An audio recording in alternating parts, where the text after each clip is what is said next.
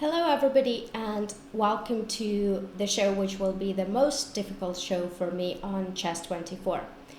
I'm International Master Sopiko Guramishvili, and this show will be dedicated to my dear friend, to a brilliant chess player, and just an amazing person who died 2 days ago from cancer.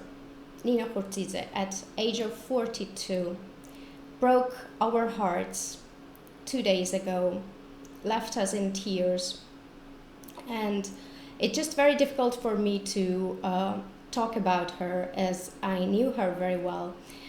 There was a big age difference between me and Nino, and it was completely different generation, but she was so open to everybody, and she was so kind-hearted. You would never feel that this difference with a kid. She was a kid, with an adult, and she was just amazing.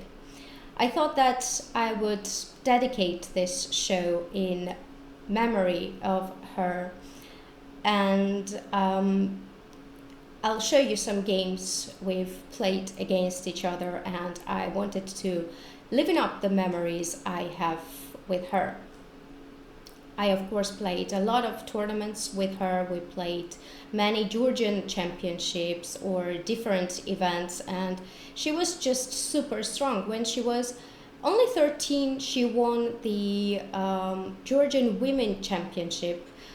She became a Georgian champion, and you know that times, and not even, but now, Georgia is very strong country in chess, in female section. We had lots of world champions: Maya Chiburdanidze, Nona Gaprindashvili, Nana Alexandria, Nino Khurtsidze, all these players. And when she was only 13, she won the Georgian Women Championship.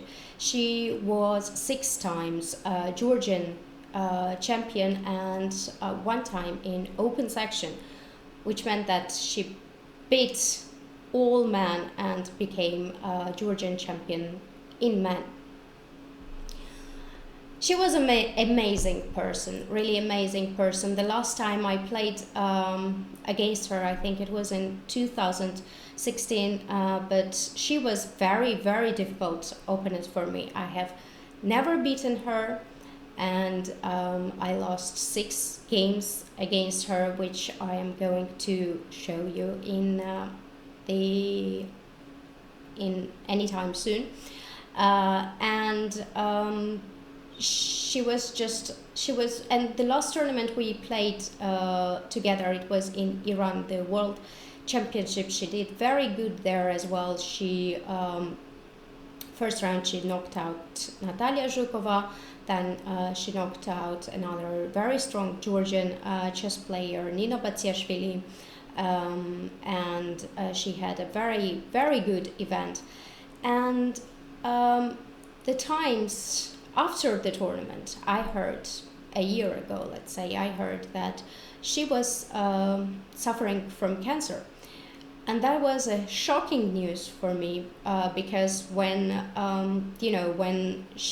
when somebody hears news about cancer, this is very shocking, because nowadays it is treated somehow, but not 99%. It's not treated, so you get very, very afraid.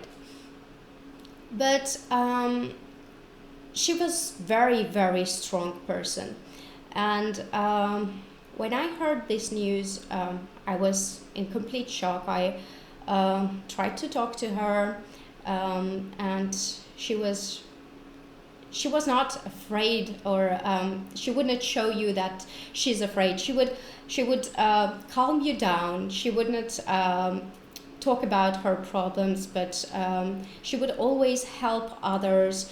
If she couldn't help, then she would ask somebody to help. She was just an amazing person, and it is very, very sad for me to have this show here and talking about her in past tense, because she's not with us anymore. Sorry that this show will be very sad. but I have some games prepared as well. So we will learn something from her great abilities.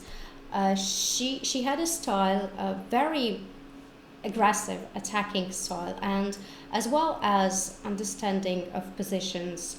She was just great. She could just press on such dull positions, and I have a game against her where I thought that everything was completely normal, but slowly but surely I got into some huge pressure.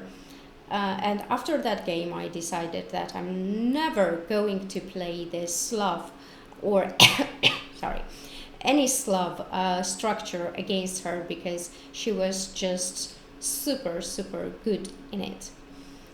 Okay, let's take a look at the games which I played against her. The first one was in 2008, and it was played in the Chess Palace of Tbilisi in honor of Nino Khurtsidze. That is a very famous building in Tbilisi, and you have the pictures of chess players, famous chess players and strong grandmasters of Georgia. Somebody painted them, sorry, I don't remember the name, and they are hanging in the middle of the building and in every room. And of course Nino was there, because Nino was one of the strongest female players of Georgia. And when I was a kid, I was always looking up at this picture, thinking how cool it is to play against her. So in 2008, I had a game against her. I was playing with black pieces. Let me get the board. And let's get started. It is pretty embarrassing games to show from my side, but everybody has the opponents which are very difficult to play. And Nina was the most difficult opponent for me. I think I don't have 0-6 with anybody else. Let's see. So, yeah, this is the game. Let me show you the board. I'm playing with black pieces. As I told you, I had 4 or 5 blacks against her, and she was playing a lot of things. She was changing all the time. She was very flexible. I could never ever guess what she would play. I would prepare something, and something else would come up, and she might not have some ambitions in the opening to get an advantage or something, but she was super good to squeeze out something or from dry positions, and very good in tactics as well. d4, d5, bishop g5, of course unexpected, c6, knight f3, knight f6, e3, and bishop g4. Of course, everything here was unexpected for me. Nino took on f6, g takes f6, so far everything normal, bishop e2, and here I slightly start to do some weird things. First, I get my queen on b6, which doesn't look that bad for now, but it is indeed pretty bad because it kind of disturbs this knight. After knight d7, you might want to play knight b6 after c4. So queen b6 is really not the move, because after knight d2 even, which was not played in the game, I'm not threatening to take this pawn on b2, and after rook b1, let's say queen a2, rook b7, this would be very dangerous position for me as my king is very weak. Nino decided not to give me any pawns, played b3, which is completely normal as well. e6, castle, and rook g8.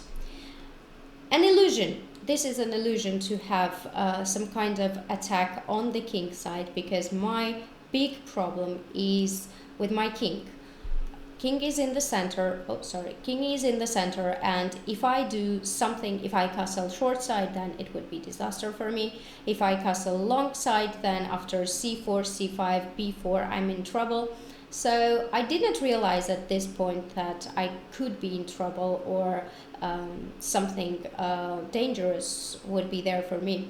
Nino takes it very easy, does not give me any illusions. She just goes king h1,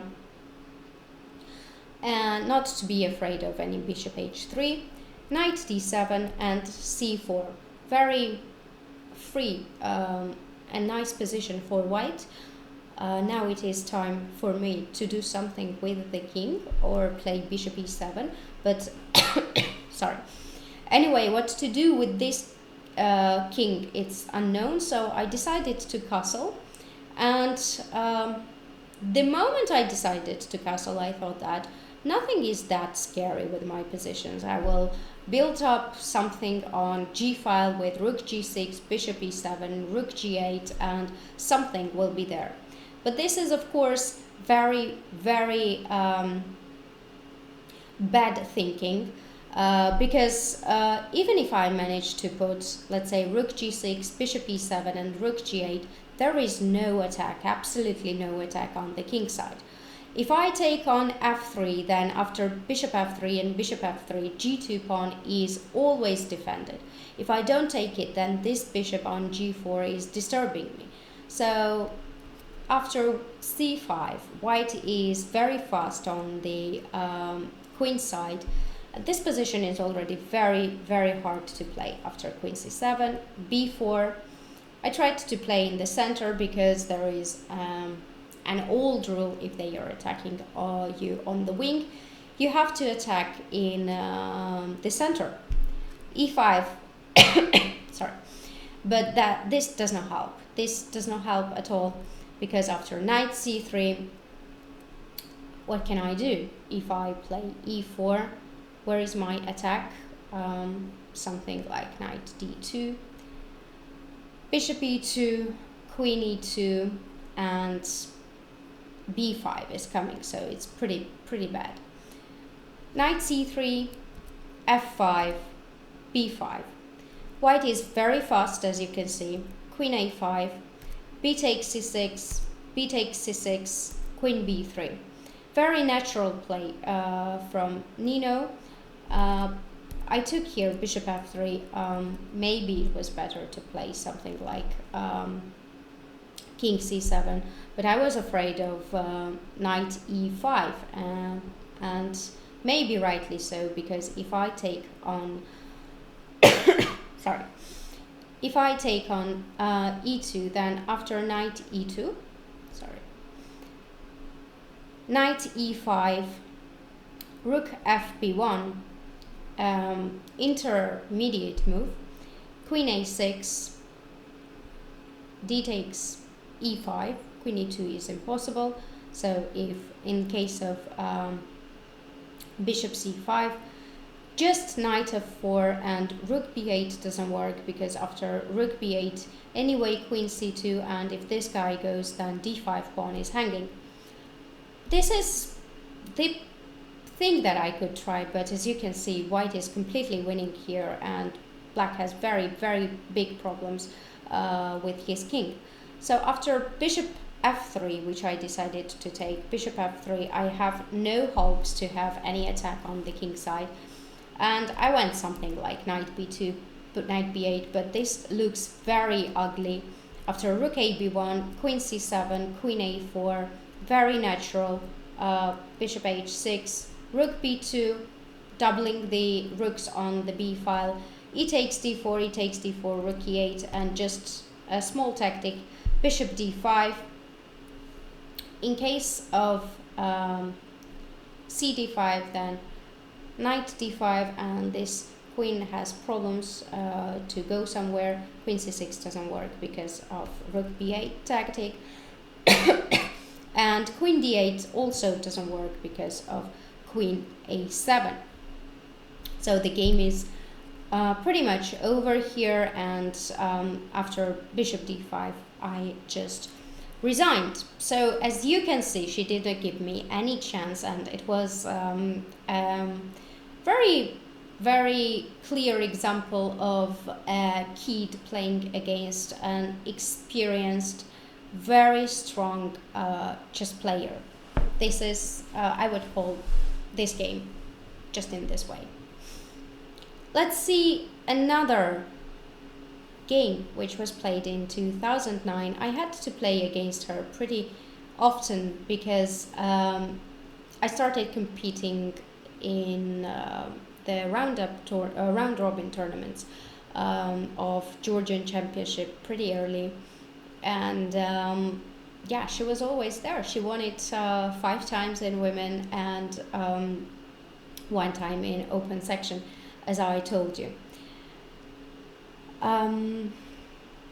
Now another game which I want to show you will be the game which was played in Shibburdanidze Cup, if I'm not mistaken. This was not Georgian Championship. I'm playing again with black pieces, and as I mentioned, I always had problems to play with her, especially with black pieces, because she kind of played everything, and it was very difficult to prepare against her. If I wanted to prepare something new which I didn't play, then she had so many lines there that it would be impossible to cover it in a day. That is why in my shows I always say that it's very good to be flexible and have flexible opening repertoire. When you can switch from one to another, then it's very difficult for your opponent to prepare. Right now I remembered that she had a very nice way of greeting anybody. She knew my sisters knew her very well, and every time she would see us, she was calling me Sophia, and she would just tell me, she would see me and she was like, "Va, Sophia!" She had an amazing personality, and she was so kind to everybody. It's very, very difficult and very sad to lose such a friend. Okay, another game. This will be the game which was played in 2009, next year. Again d4, I again am stubborn with d5, c4, c takes, c6, and again Slav. Until I lost 5 games in a row against her in Slav, I didn't change the repertoire. But of course my problem was not in the opening. It was just that psychologically I had problems to play against her, and as well as she was very strong, she was very experienced. She could sit there for 5-6 hours without having... I thought that she's just there, like from first hour, 6th hour, there was no difference for her. C takes d5, c takes d5, queen b3. This line I also didn't expect. This was the phase when I started to play the Slav and learn it and try to have a practice. So I was kind of using every opportunity. I was kind of using every opportunity to play it in the games. I'm, by the way, able to read the chat, so I just wanted to remind you that if you have any questions, then you're free to ask. So, Queen b3, Queen c7. After Queen c7, Knight c3, and I played e6, which is not a good move. And nowadays, it might be played because with strong computers you can try everything. Passion is asking, what was Nino's best ever game? She had she had lots of good games, and there is a very nice article on chess.com about her, and you can read it, and there are her best games covered, and the comments from different grandmasters. Levon Manukian is asking, wait, so the money was not enough? No, unfortunately it was not about the money, but it was about the cancer. When she had treatment in Germany, and we thought, we had high hopes, we thought everything is fine, and that she beat this cruel illness.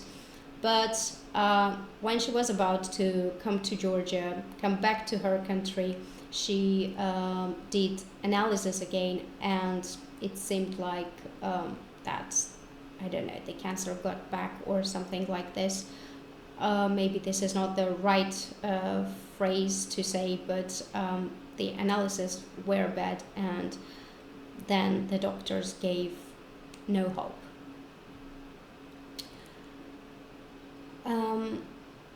Okay, back to the game. E6, it's much better, at least in that times it was better to take on f3, take e6, e4, bishop e7, bishop e3, and knight c6 with a very, very complicated play.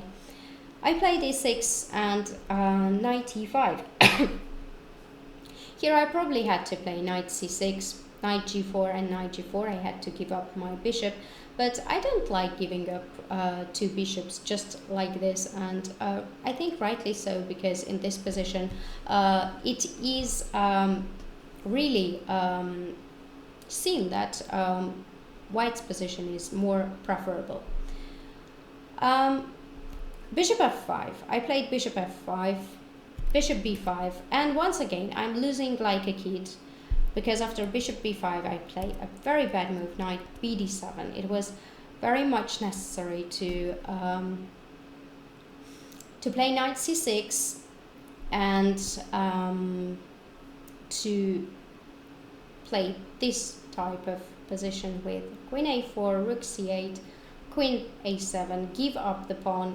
As you know, as a kid, even now, I didn't like to give up pawns, so I didn't measure the, you know, a pawn or a pin, something like this.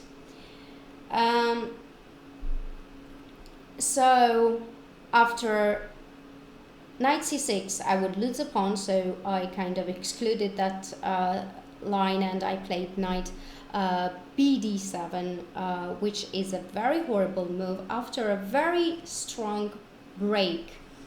And to get you into the chess mood as well, I want to ask you, what would you play here? This is the moment when you have to be very active, you have to have experience that you see such positions, and then this move comes to your mind very quickly. When I was playing this game, it didn't come to my mind at all, and yeah, that's an awful game. And Formless is saying g4, which is also a very interesting move, but Zufi is saying e4, which is the right move. E4 sorry, a break in the center, which opens up the bishop on c1, and after e4, bishop e4 and bishop f4, there is no way that I can defend this position with bishop d6, rook c1, again coming with a tempo, queen b8, and knight e4. If not queen b8 and I would take something like bishop e5, then I would lose with d takes e5, as knight h5 does not work because of knight e4 and the queen is still on c7. So this position is of course already lost, and after knight e4, d takes e4, queen a4, and queen d8, one of the move which kind of ends the position, but you can see that I think that with amateurs it also happens that when your pieces are threatened, it's very difficult for you to give them up and give them up for the compensation or something like that. That is why you try to defend it more and more, but it becomes more and more lost. After queen d8, it was a must for me to castle, take everything here, play knight d5, and yeah, play piece down, but at least I have the f5, e4 pawn, and something like f4, f3 coming. Of course, white is white has an advantage here, but it would be much better to play this line. So after queen d8, I took on d7, bishop f4, knight f6, king f8, and there is just no point to continue to show this game. I just played few moves here and I resigned pretty soon. So as you can see, already a second game for me where I lose like a kid, and I don't get any chance to complicate the positions or to do something. I was trying to, in both games I was trying somehow to come out of the opening, and I did try too much, and Nino was very good in punishing her opponents. Let's see another game. We have many more to go. A month later,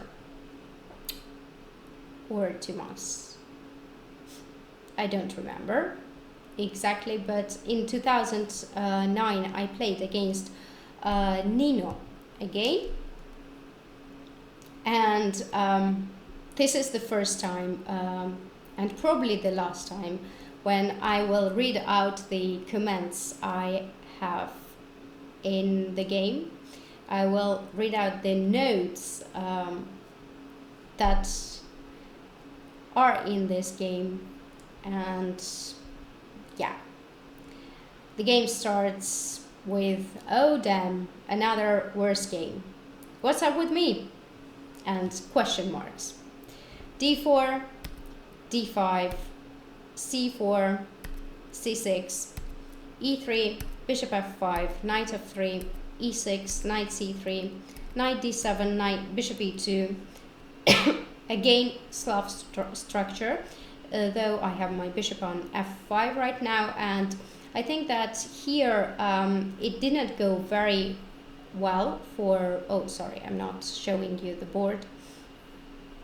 This is the board, and here it didn't go very well for white, I think, because after h6 I have no worry about my bishop that it will be trapped off, not trapped, but traded after knight h4, so I can peacefully play sorry, I can peacefully play knight f6, and c5 probably is not a very bad move, but I think it's a bit dubious move because you kind of close the queen side a bit too early, I would say.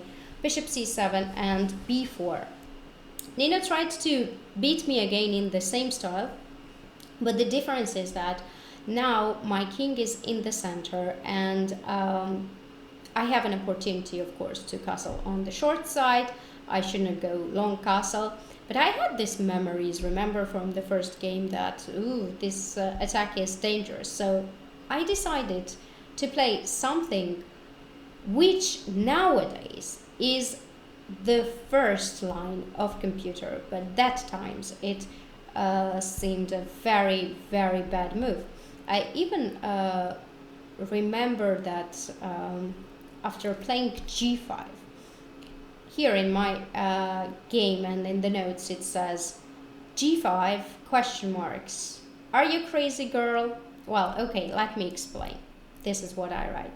The day before the game, I've seen every Slav lines except this, and I can swear that I've clearly remembered that here was g5 move.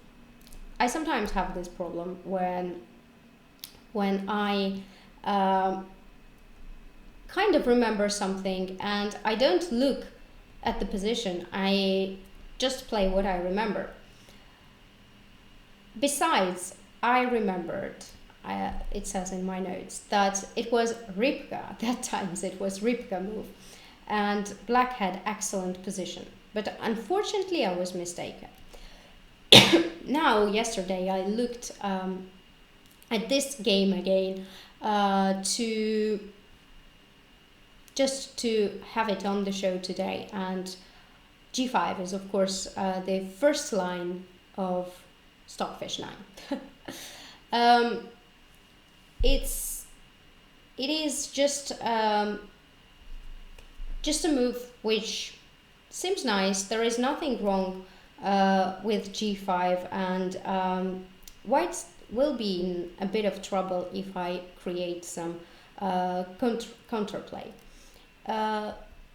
Instead of g5, of course, I could have played something very simple like knight gf6 and castle. And after the game, when I thought that g5 didn't work and it was a very bad move, then I just got angry on myself, and I just wrote these kind of notes.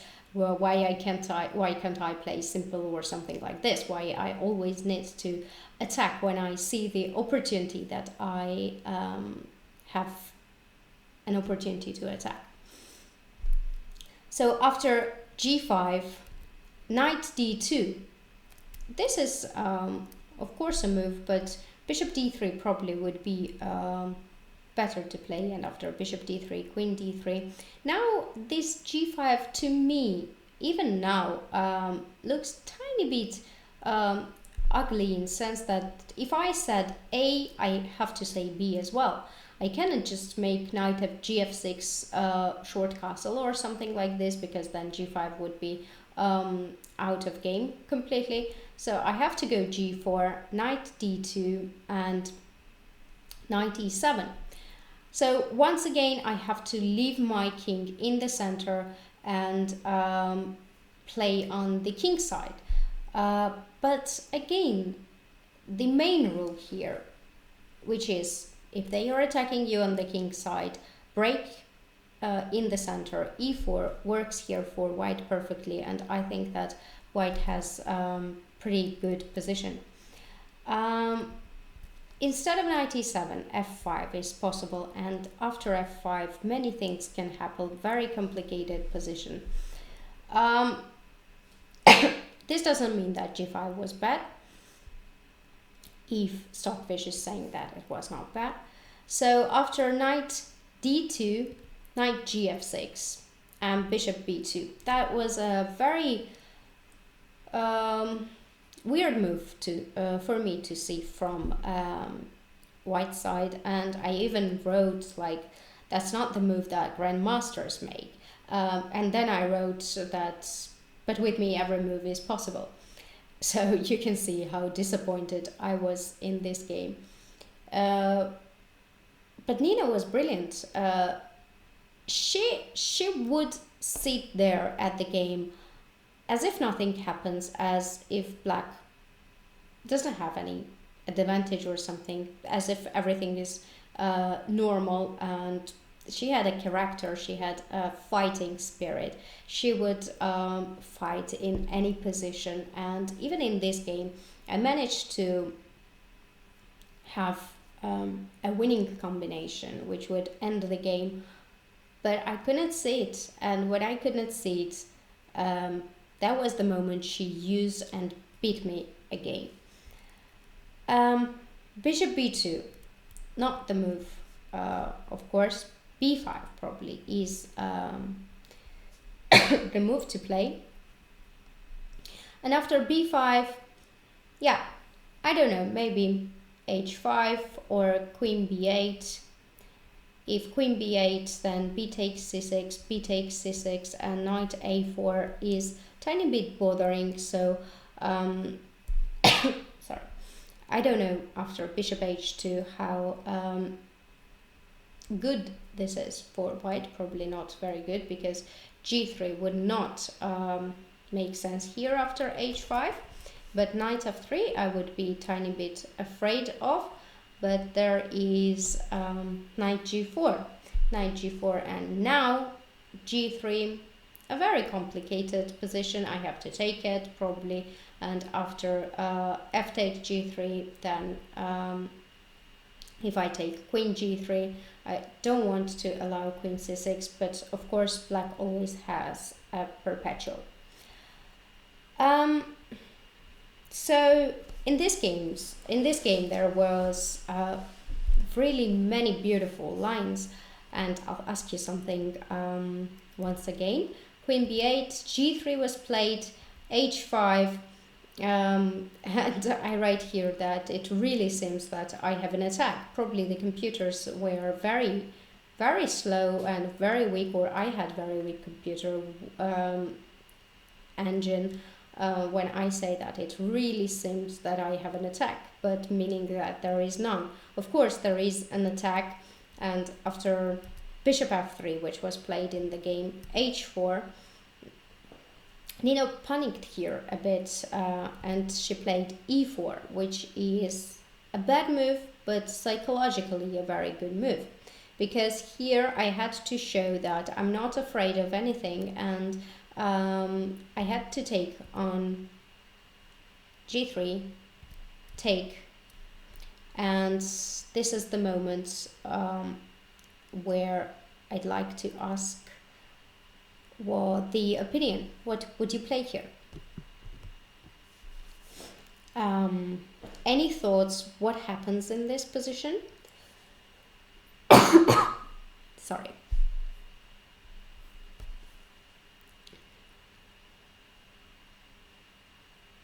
H takes g3, e takes f5. This is the first line.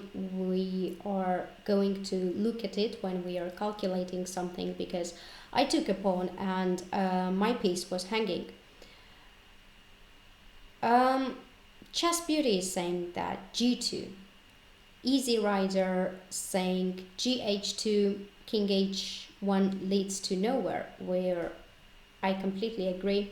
After g takes h2, king h1, yeah, there is no attack and I'm piece down. g2. g2 as well is not the winning move, at least. Of course, king g2 would be bad. Maybe not that much, but something like rook h2, king g1, g4. This would be bothering for white, but white can play as well something like rook e1, and I think it leads to nowhere, because after rook h2, then I have f takes, and even bishop g2, and there is no danger to the king. So if bishop h2, then king g2, and once again very difficult to create something on the king side. I can try something like g4, but very complicated position after f takes, rook e6. And Fuchsia is saying g takes f2 maybe, which is the correct move. It is correct move. E takes f5, g takes f2, and after g takes f2, white has two ways to take it, with rook f2 or king f2. But that is why I stopped at this critical position, because it is somehow very difficult for black when you're ready to sacrifice.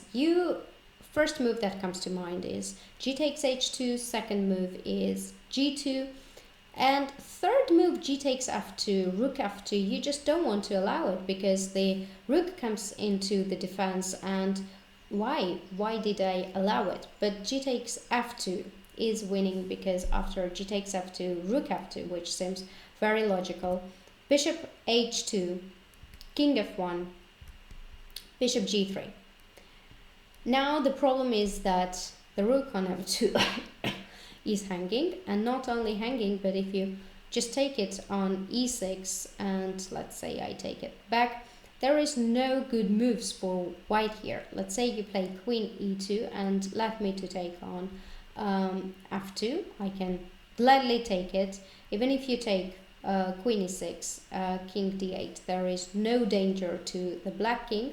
And if you don't take it on e6 and try to play something like queen f2, it is true that sorry, that white has two pieces for the rook, but the position of the king is disastrous, and after rook h2, queen cannot go anywhere where it is safe. Let's say queen e3 allows queen g3, and mate is coming soon with knight g4 and everything. And there it is. You just have to have the feeling of the positions, where I mean that I always said that it's very easy, and probably I'm good at the clear variations where it goes like boom, boom, boom, boom, boom. But to sacrifice just for the long-term initiative, or not even initiative, but even if you're winning, but you give up something for it, it's very difficult. At least for me, it was very difficult, and I still think that it's difficult to do so. After rook e2, queen f4. Now the problem is that you see so many pieces on the board, but these pawns, they close them, and they don't have good squares. King on f1 is terrible, many lines are open, and just g4 is coming. So if you take it on f takes e6, g4 is the move to play. You give up this d7 knight, king d7, and rook f2. Rook h1 then, because you can take it as mate on a2, and very beautiful rook h1, rook e8, probably completely ends the game. Very beautiful lines, but I have to admit that it's very difficult for me to play this kind of moves, even now, when I think I am much stronger when I was than I was in 2009. So after queen f4, there is another way. We've seen this one already. Here, sorry. G takes f2 and king f2. Sorry. This is kind of the first line of the computer, but it doesn't mean that it is good for white. Take it, bishop g2, and e takes f5. This position is horrible for white, and probably it's already very, very, very lost. Now, hg, if she doesn't take it on f5 and takes an hg back, bishop g3. And the problem with bishop g3 is, of course, you have to realize what happens after e takes f5. What is the big deal here? I would want to know from you guys, how would you continue to play this game? As you can see, Nino had such style where even if she made a mistake, she would force you to sit there, calculate. She was not making such blunders where everything is clear. You had to have courage to attack, to sacrifice, and if you slipped the moment, then she would not give you anymore. Let's see, what do you guys think on bishop g3, e takes f5?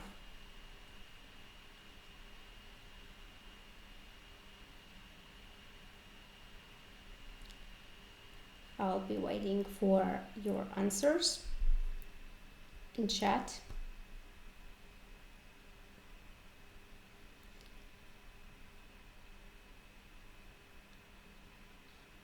And it seems like that you don't have any suggestions from the first side. Fuchsia is saying bishop f2. Easy Rider says bishop h2, king g2, g4. Thank you for participating in this one. Chess Beauty is recommending rook h2 if it's possible. Let's take a look at all these lines. After bishop f2, I think that white is completely winning here, because let's say rook f2, queen g3, there is no way that we are going to mate white. King f1, ef, and knight e2, everything is coming. Even rook g2 here wins completely. Bishop h2 is of course very interesting one. King g2 and g4. This is a very interesting line with the same idea I have as main line. Now the problem is that if white goes bishop e2, then we're transposing to the same line, which I will show you as a main line. But if, let's say, white takes it on, I don't know, e6, with the idea that if you take it on f6, then knight f3, then knight, sorry, knight f3, and you cannot take it back, because after rook h1, white solves all her problems. King g2, the move I liked here is queen f4 to get another piece in the attack. And the idea is that if you play rook h1, then g4, bishop e2, and I will show you a very, very beautiful line which I found out yesterday, of course. g3, f3. How would you conclude this game? What would you play here? There are many ways to win it, but I think this one is very beautiful one to win.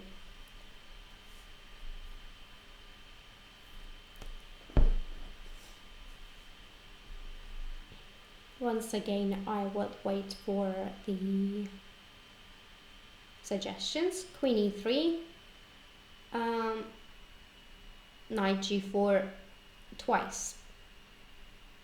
As I told you, many moves are winning here. Let's say knight g4 also does not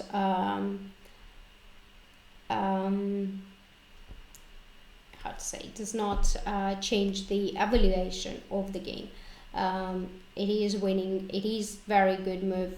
White has a source to defend it with knight f1, but the move I liked here was queen h6.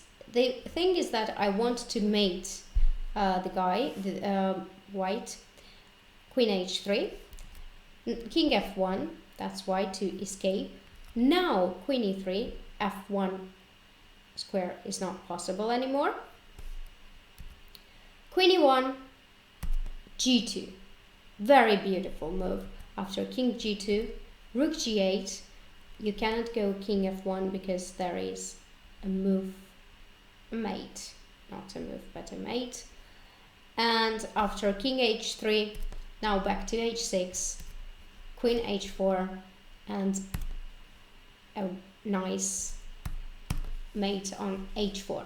This was a very beautiful line which I found. yesterday, and I decided to show it to you. But the game did not, of course, continue like this. I didn't have much courage to allow HG e takes f5 because I couldn't find anything there, as I told you. G takes h2, g2, it doesn't give anything to white, but once you see this kind of positions sorry, many times, then you have a feeling, you work on your intuition, and then it's easier to play such games. I played bishop h3, bishop g2, and now all my advantage is gone, of course, and I found myself in big trouble after hg. I had some kind of, I don't know, hallucination here, that I took on g3 take, and then I just took on g3. I thought that I will sacrifice on g3, it says in my notes here, and after queen f3 I would go on h4 and I would have an attack on the h file. But of course the bishop on h3 is hanging, so my bishop g3 was just a blunder after take, and queen f3 I cannot go queen h4, obviously, because of queen h3. I went back, and this just is very much lost, and I resigned pretty soon after this. So this was the moment where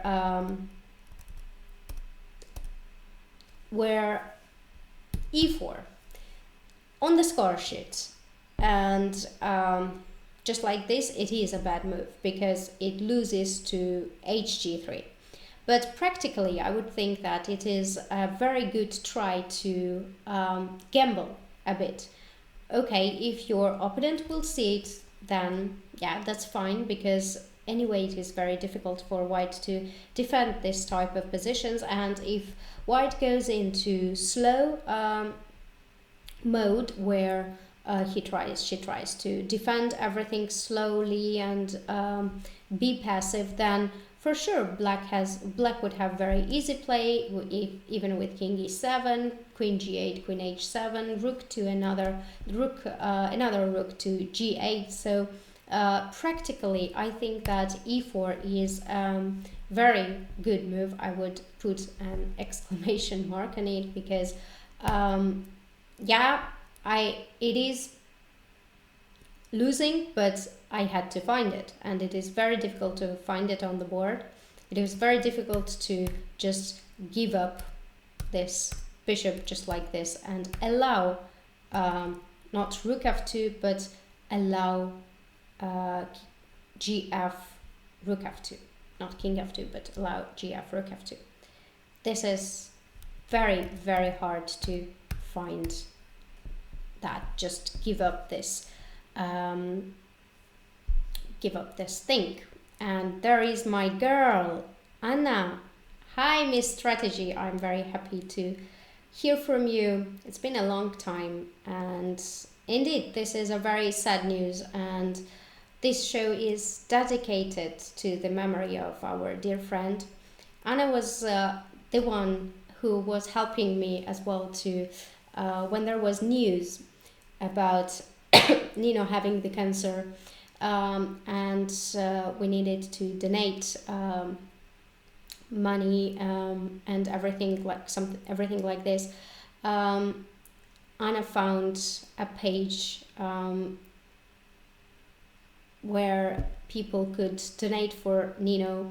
She herself opened it. She worked for whole night, I guess, to search, Google it, what was the best way to help her. And I'm really grateful to her that she did so many things for Nino. This is more or less the game. This game where I had a chance to win against her, but it did not happen. And it won't happen ever again, because Nino beat us all with her death, leaving us in here in tears. And she was a very loving wife, very loving mother, and it is very hard to imagine that she left a 7-year-old boy who needs his mommy very much. And the last game I wanted to show you is the recent game. Well, recent. This one, it is from 2016, where I decided that I would not play anymore the sorry, I have to show you the board, but first I have to try to find that game.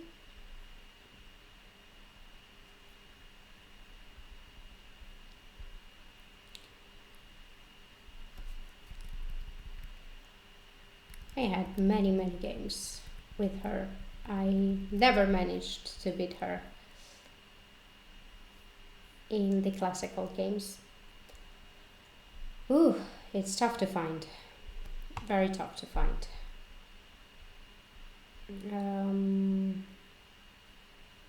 Okay, I think it was this one.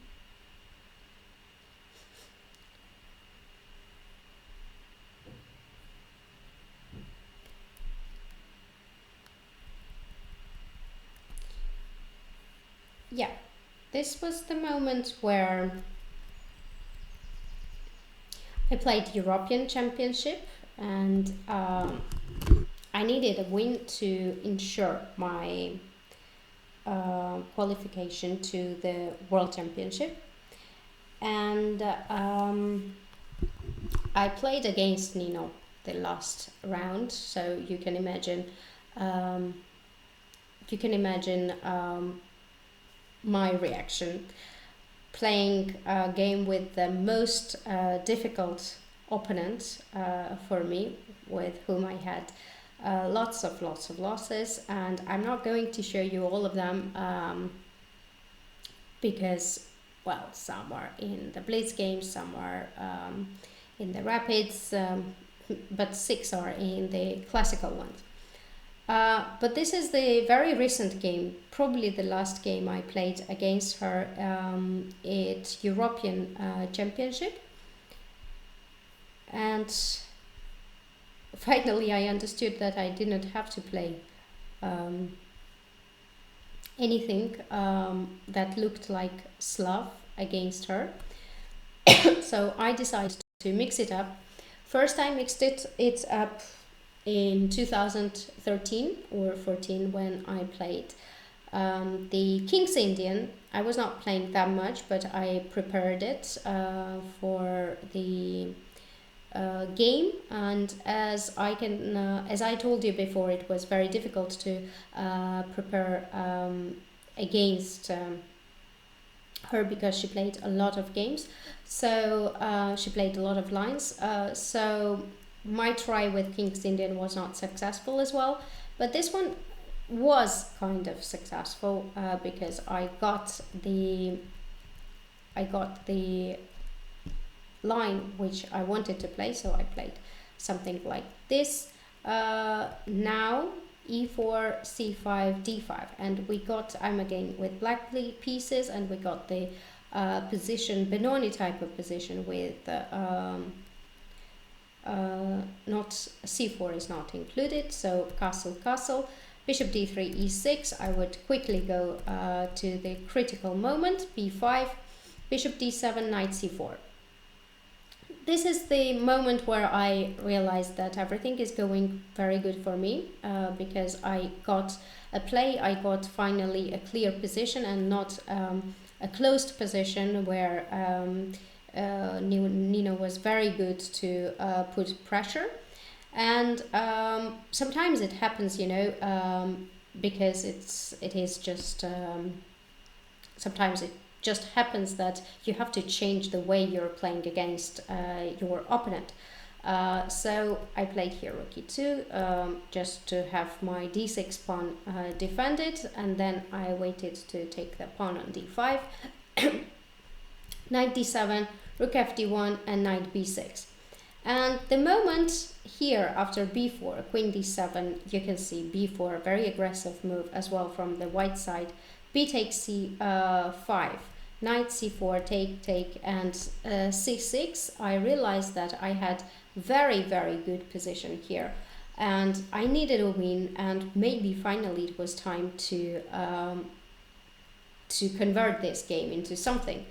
It means that I have extra piece here, because if rook c4 then queen b5, this looks pretty bad for white, but of course c6 is much worse, because then I can defend it, and after knight g5 I have queen e2. This is probably the move that Nino missed, but again she didn't miss that much, because after queen c3 there is double attack on the f6 knight and c4 bishop. So you can see how good she was in calculating. I played here h6, another mistake. It was much better to play something like bishop e6, because if she would take on f6, the problem is that after bishop g7 the queen is trapped. So I didn't see it. I played h6, knight h3, take, and I tried to take the two pawns. Rook c6 is not allowed, of course, because then the rook is hanging here, and bishop g3, bishop a4, here bishop b5, a3, and this position is completely winning with any move. This is all okay what I did, until the moment where I completely blundered with queen d5, bishop e3, and I don't know what happened to me, but I didn't see that after bishop e3 the threat is bishop d4, and like a baby, once again I also played a6, bishop d4, and luckily I had this cover, and after take and f3 I managed to draw this game. I was 20th in the European Championship, and I still qualified to the World Championship.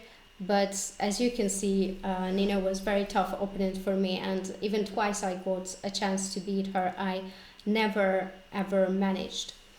That was the games I wanted to show you, and living up a bit the memories I had with her. It is very sad for me to talk, and it is very difficult for me to remember things about her, knowing that she's not with us anymore. What can I say? Rest in peace, my dear.